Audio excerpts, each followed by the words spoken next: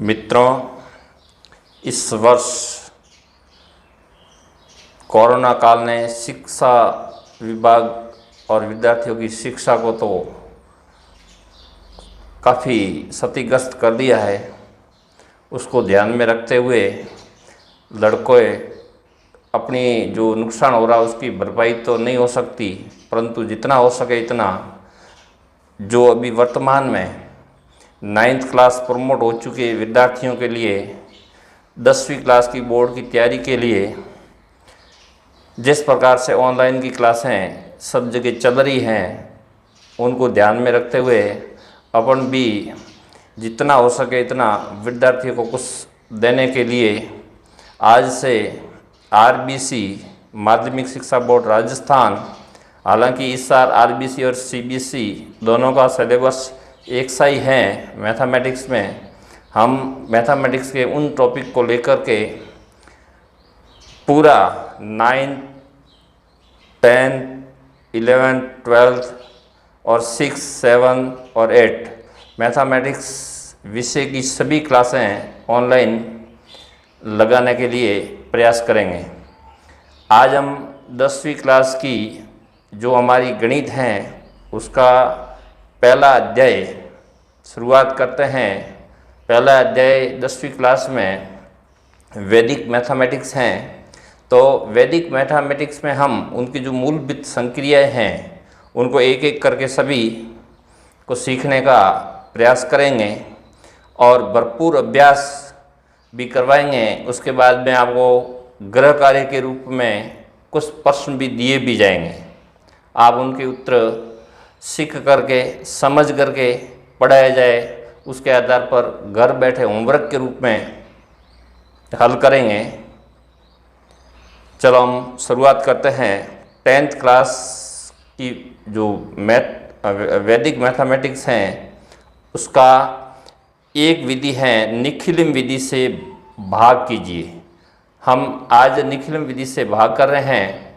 तो जैसे ही हम वैदिक गणित में निखिलम विधि का नाम लेते हैं या निखिलम विधि से भाग करते हैं तो हमें सर्वप्रथम जो संख्याएं दे रखी हैं उन संख्याओं को हम 3 खंडों में स्टार्ट करते हैं।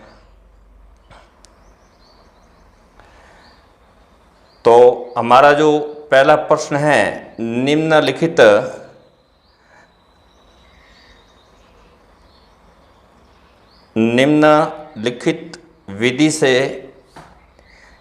निम्नलिखित में निखिलम विधि से भाग दीजिए। निखिलम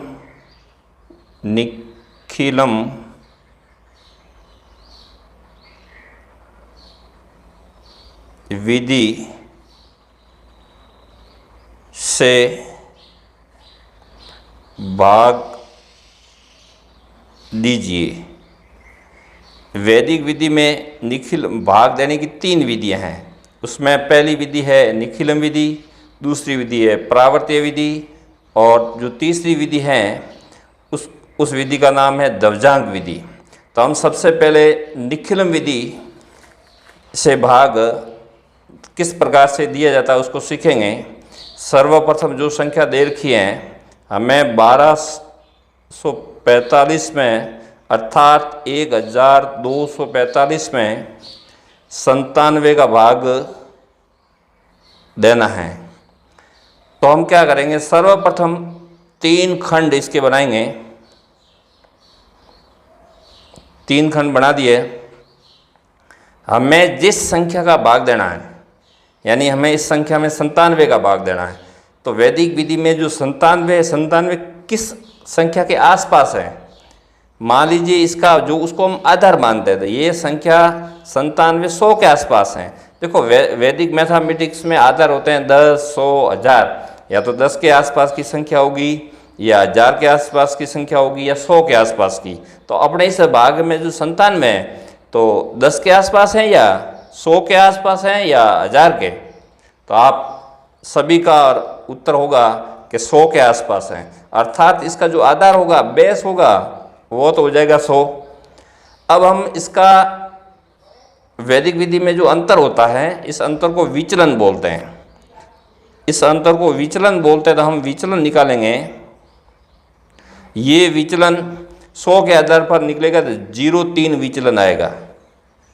हमें 2 अंक विचलन के लेने हैं यहाँ, क्योंकि आधार हमारा 100 है, इसलिए विचलन भी हमें 0.3 ही लेना है, यानी 2 अंक होना चाहिए।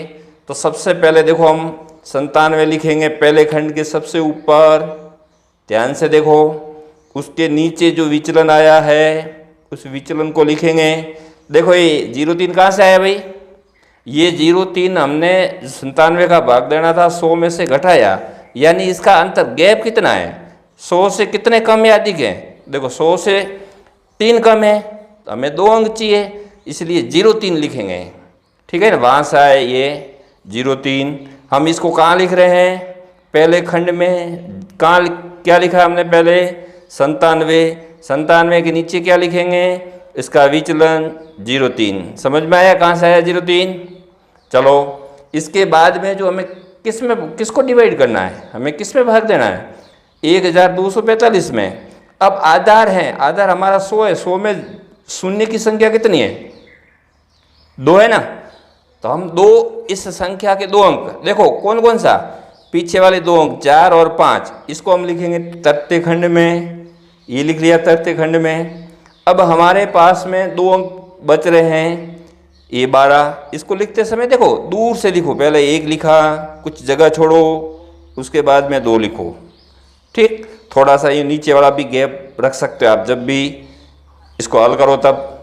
अब आपको ध्यान रखना है, करना क्या है, हमें 97 से कोई लेना देना नहीं है हमारा। अब जो हम इसकी निखिलम विधि से भाग कर रहे हैं, हमें सर्वप्रथम 1 से गुणा करना है 0.3 का। 1 से गुणा करना है 0.3 का, तो हम पहले 1 का गुणा 0 से करेंगे। और ध्यान रखना, अब 0 जो 1 का और 0 का गुणा करने पर 0 आएगा, तो हमें 1 के नीचे 0 नहीं लिखना है। इससे आगे देखो, ये इससे आगे यहाँ 2 के नीचे लिखेंगे सबसे पहले। तो हम 1 का 0 से गुणा करेंगे तो 2 के नीचे लिखा, फिर हम 1 का गुणा 3 से करेंगे तो कहाँ आएंगे? ये 4 के नीचे। ठीक है, चलो नीचे उतारो संख्या, इसका ये 1 आ गया। अब 2 और 0 का योग करो, 2 आते हैं। मान लीजिए यहाँ 1 होता है तो यहाँ 3 आते हैं। अब ये 2 आया, 2 का वापस 0 से गुणा करो, 0 से गुणा करने पर 0 आता है। कहाँ आएगा 0? देखो इस अंक से आगे लिखना है, तो आगे आएंगे 3 के नीचे आएगा 0। फिर 2 का गुणा किससे करना है? 3 से। 2 का गुणा किससे करना है? 3 से। 3 से गुणा करेंगे कितना आएंगे? 6। 6 कहाँ लिखोगे? 5 के नीचे। अब इसको ऐड करो, जोड़ोगे तो ये 1 11 7 ने 8। अब देखो हमारा जो ये द्वितीय खंड के नीचे आया है, ये तो है भागफल। और जो तृतीय खंड के नीचे आए हैं 81 81, ये हैं शेषफल। समझ में आया? एक बार पुनः इस पे आप रिवीजन करो, दौरान करो। सबसे पहले निखिलम विधि से भाग कीजिए। निखिलम विधि या परावर्त्य विधि या ध्वजांग विधि, वैदिक गणित की 3 विधि हैं। 3 विधि का नाम सुनते ही इसके 3 खंड होंगे। देखो पहले ये लाइन की, एक ये लाइन की, और 3 खंडों में बांट लो। पहले खंड में क्या आएगा? पहले खंड में आएगा हमें किसका भाग देना है? 97 लिखिए। 97 के नीचे लिखना है विचलन। अब कहोगे विचलन कहाँ से लाएगा? तो हमें आधार ढूंढना पड़ेगा। आधार कैसे निकलेगा? ये कितने हैं? 97। तो हम 97 हैं, तो 97 किसके आसपास हैं? 100 के आसपास। तो 100 के आधार पर विचलन निकालेंगे। विचलन कैसे निकालते? जैसे 100 से कम है, मान लीजिए 97, तो कितने कम है? 3, तो विचलन हो गया 0.3। बाई चांस होता 92 तो 0.8। मान लीजिए 103 होता तो विचलन होता 0.3। इससे विचलन 0.3 होता। 105 होता तो विचलन 0.5 होता। अब आप कहोगे 103 और 97 का विचलन 1 कैसे हो गया? अब विचलन का अर्थ होता है गैप, अंतर कितना है। भाई देखो 100 से अंतर ढूंढ निकालना है। 97 और 100 का अंतर भी 3 है, और 103 और 100 का अंतर भी 3 है, इसलिए विचलन होगा 0.3। तो अपना यहाँ विचलन कितना है? 0.3। किसका भाग देना है? 97 का। किस में देना है? 1245 में। चलिए अब इसमें से आधार में शून्य की संख्या गिनो, 1 और 2 है, तो इस संख्या का पीछे वाला अंक है जो 4 और 5, ये तरते खंड में आ जाएंगे। और थोड़ा दूर दूर लिखना ताकि अच्छे ढंग से लिखा जाए। फिर पीछे जितने भी अंक बचे, या तो 2 ही बच रहे हैं, हो सकता है 3 बचे, 4 बचे, 5 बचे, उन सभी अंकों को आपको क्या करना है? बीच में लिखना है। और बीच में लिखते भी थोड़ा ऊपर लिखना है और जगह छोड़ना है बीच में। ये 1 लिखा, फिर 2 लिखा, इस प्रकार से लिख लिया। अब हमें मूल रूप से ध्यान देना कि 97 से इसमें कोई लेना देना नहीं है।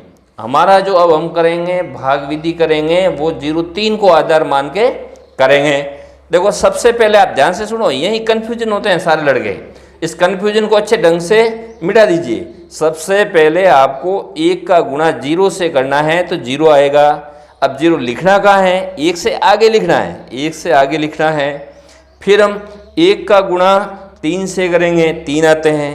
वो इससे आगे वो कहाँ आ जाएंगे? 4 के नीचे आ जाएंगे। फिर इसको जोड़ो, ये तो 2 ही हैं, ये 1 ही है, सॉरी ये 2 हैं। अब 2 का गुणा 0 से करो तो 0, 2 का गुणा 3 से करो 6, तरते खंड में अब जोड़ दीजिए, ये 11, हासिल 1, 7 और 1 8। हमेशा तरते खंड होता है वो शेषफल ही होता है, और द्वितीय खंड के बीच में ये जो नीचे संख्या आती है ये होता है भागफल। तो इस प्रकार से इसका आंसर हुआ, इसका जो उत्तर हुआ उसमें जो भागफल है, भागफल कितना है भाई? 12। शेषफल कितना है? शेषफल 81।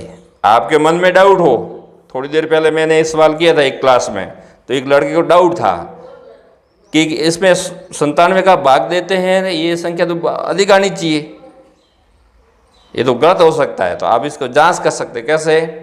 आपको 12 का गुणा 97 से करके जो संख्या आती है उसमें 81 जोड़ दो, तो अपने आप पता लग जाएगा सही या गलत। ठीक, अपन नेक्स्ट सवाल करते हैं एक बार और। अब ध्यान से देखते हैं, आप ध्यान से देखते जाना, बाद में लिखना, नोट भी कर लेना एक बार। हम इसका एक दूसरा सवाल लेते हैं। अब की बार पहली बार थोड़ा कम समझ में आएगा, टेंशन लेने की जरूरत नहीं है। फर्स्ट बार अपन वैदिक गणित पढ़ रहे हैं और अपन जानते हैं अगर 9th क्लास में हमने क्या पढ़ा है।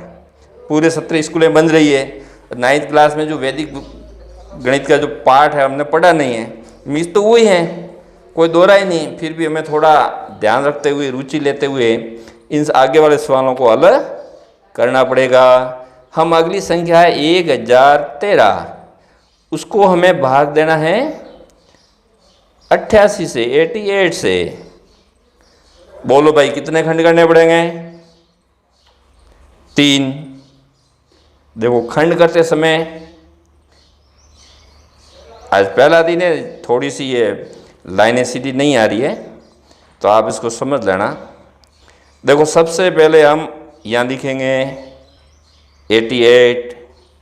आप बताओ क्या होगा आधार? भाई आपने सीखा ना है, आधार क्या होगा बताओ? कोई है? चलो कमेंट करके इसका आधार बताना। मैं जो होमवर्क में दूंगा उनका आधार आप कमेंट करके बताना। इसका आधार होगा 100। अब इसका आधार के अलावा क्या निकालते हैं, किसी को पता है? चलिए उसको हम बोलते हैं विचलन। कभी मैं शॉर्ट में वी लिखूं तो विचलन समझना, विचलन। और ये विचलन कैसे निकलेगा भाई? किस किस का अंतर करना है भाई? 100 और 88 का। 100 और 88 का जो अंतर करोगे वो कितना आएगा? बताओ अंकिता, बताओ कितना आएगा? 12। चलो अच्छी बात है, ये आया 12, हम यहाँ लिखेंगे 12। ठीक, अब भाई तीसरे खंड में कौन कौन सी संख्या आएगी? क्या तरीका है? आधार में शून्यों की संख्या गिनो। कितनी है आधार में शून्यों की संख्या? 1 और 2। तो हमें क्या करना है, यहाँ 2 अंक लिख लेने हैं, पीछे वाले 2 अंक इस संख्या के 1 और 3। शेष क्या बचा है? एक तो एक बचा है और ये 0। चलिए अब हमें 88 से कोई लेना देना नहीं है। हमें सबसे पहले 1 का गुणा 1 से करना है, फिर 1 का गुणा 2 से करना है। लिखते समय 1 का गुणा 1 से करो, 1 आता है, 1 के नीचे नहीं लिखना है, इसको छोड़ के आगे लिखना है, ठीक है ना। आगे लिखोगे 1 का गुणा 1 से करके 1 यहाँ आया, फिर 1 का गुणा 2 से करो, कितना आएंगे 2, वो 2 भी यहाँ लिखो, फिर 1 का 1, ये भी 1। अब क्या बचा, ये 1 आया, 1 का गुणा वापस करिए, 1 और 2, ये 5 है, इसको जोड़ो, देखो 2 3 और 2 5, 1 2 और 1, ये हो गए 4। ठीक, अब इसका भागफल क्या आया, भागफल आ गया आपका 11, और शेषफल कितना है भाई, शेषफल कितना है 45। ठीक, एक अपन और लेते हैं अपने मन से, ताकि 3 सवाल हो, फिर मैं आपको होमवर्क के रूप में भी 2 सवाल देता हूँ। चलिए नेक्स्ट, तीसरा उदाहरण। अपने बुक्स पे तो यही सवाल हैं, एक है जो होमवर्क के लिए मैंने रखा है, वो जो एग्जाम्पल में भी है, इसलिए उस सवाल को मुझे नहीं लगता कि समझाना चाहिए, एग्जाम्पल में भी है, आप बुक्स में देखोगे तो। मैं एक मन से संख्या लेता हूँ। मान लीजिए हमें भाग देना है 1022 में, किसका देना है, मान लीजिए 89 का देना है। ठीक, इसके बाद में और प्रैक्टिस करेंगे, नहीं आएंगे तो आप कमेंट्स में लिख करके बताना। मैं ये वैदिक मैथमेटिक्स है, आपका अच्छी तरह से अभ्यास नहीं हो चुका 9th क्लास में, इसलिए आपका जो बेस है वो थोड़ा कमज़ोर है। उसको मजबूत करने के लिए 1-2 सवाल मैं और समझाऊंगा आपको, तब आपको अच्छे ढंग से समझ में आ जाएगा। चलो भाई, अभी तो सबको पता है कितने लेना है, 3 खंड बनाओ, ये 3 खंड। अब आधार कितना होगा, आधार हो जाएगा 100। उपाधार कितना होगा, नहीं इसमें उपाधार की आवश्यकता नहीं, तो क्या लेंगे भाई, विचलन। अब इसका विचलन कितना होगा, बताओ कितना अंतर होगा। 100 में से 89 घटाना है, यानी 11। सबसे पहले 89 लिखो, फिर 11 यहाँ लिखो, आधार में 0 2 है तो 2 अंक लिख लो तीसरे खंड में, शेष क्या बचा 10। ठीक, फिर किसका गुणा किससे करना है, 1 का 1 से, 1 इससे आगे लिखना है, 1 का इस 1 से करो, वो यहाँ लिखो। देखो इस 1 का इस 1 से गुणा करते हैं ना, वो इसके नीचे नहीं लिखना है, इससे आगे लिखना है, ठीक है, इससे आगे लिखना है। ठीक, फिर 1 का गुणा इससे किया, वो इससे आगे आएगा, फिर जो योग करो 1 और ये भी 1 का गुणा वापस करोगे तो वही आएगा 11, जोड़िए 3 और 4, ये तो हैं रिमाइंडर यानी शेष फल। ठीक है, ये हैं भागफल। आज हमने 3 सवालों की प्रैक्टिस की, और मैं आपको अभ्यास के लिए भी 3 सवाल दे रहा हूँ, नोट कीजिए। पहला सवाल है वो आपको 1120 में भाग देना है 97 का, नहीं 98 का। चलो दूसरा होमवर्क में सवाल होगा, दूसरा सवाल होगा वो हो जाएगा 1088 में भाग देना है आपको 99 का। एक सवाल और लिखिए, तीसरा सवाल आएगा, अपन लिख लेते हैं 1102, इसमें अपन भाग दे देते हैं 88 का। ठीक, आज हम वैदिक गणित में इस विधि का नाम है निखिल विधि से भाग सीखा है। हमें परीक्षा में सवाल आता हुआ भी छूट सकता है, हमें बार बार उस विधि का नाम भी याद रखना है। जब भी सवाल हल करते हो उस विधि को दोहराओ, मैं कौन सी विधि से कर रहा हूँ, कि निखिल विधि से। और वैदिक गणित में भाग करने की 3 विधियाँ हैं, पहली निखिलम विधि, दूसरी परावर्त्य विधि, तीसरी ध्वजांग विधि। तो हम जो ध्वजांग विधि वो नेक्स्ट क्लास में सीखेंगे। और अभी जो वर्तमान में इस साल जो 12वीं क्लास कर चुके हैं, जिसके BSTC का एग्ज़ाम है, शायद अभी उसके फॉर्म रजिस्टर हुए हैं, तो उनका एग्ज़ाम है। जो स्टूडेंट BSTC का जो एग्ज़ाम देना चाहते हैं, उनकी जो गणित की रीजनिंग है, उन गणित की रीजनिंग की क्लास भी डेली 1-1 घंटे की लगवाई जाएगी। जो भी इंटरेस्ट लेता है उन्हें बताएं। और अपन डेली वैदिक गणित की जो अपनी क्लास लग रही है, अपनी कंटिन्यू हमेशा आपको वीडियो मिलते रहेंगे। तो 6th, 7th, 8th, 9th, 10th और अभी फ़िलहाल 11th, 12th की नहीं लगा रहे हैं। थोड़े दिन के बाद, 15-20 दिन के बाद उसकी भी आवश्यकता महसूस लगाएंगे। और हम BSTC की क्लास भी अतिशीघ्र शुरू कर रहे हैं। यदि कोई अपने भाई, बड़े भाई बहन वगैरह हो तो उनको अवगत कराएं। आपको निःशुल्क डेली अभ्यास के सवाल भी दिए जाएंगे, प्रैक्टिस भी करवाई जाएगी। ठीक अच्छे से अभ्यास कीजिए, अपने माता पिता का सम्मान कीजिए, घर पे रहिए, सुरक्षित रहिए। आवश्यकता होने पर बाहर निकलें तो सेफ्टी के साथ जाइए। 2 गज की दूरी माँ से ज़रूरी, उसका पालन कीजिए। धन्यवाद।